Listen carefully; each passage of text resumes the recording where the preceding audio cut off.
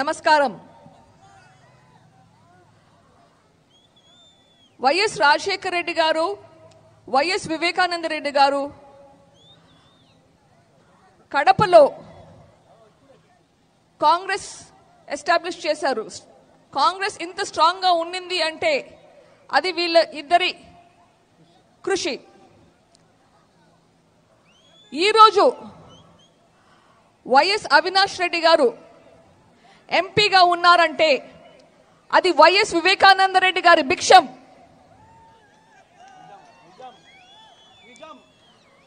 వివేకానంద రెడ్డి గారు ఇచ్చిన భిక్షం పెట్టుకొని ఆయన చావుకు కారణమయ్యారు. చావుకు కారణం అయినాక కూడా అదే అధికారం పెట్టుకొని వైఎస్ అవినాష్ రెడ్డి గారు, వైఎస్ జగన్మోహన్ రెడ్డి గారు ఈ కేసును తప్పదో పట్టించాలని ప్రయత్నిస్తున్నారు. ఈ అరాచకం ఇంతటితో ఆగిపోవాలి.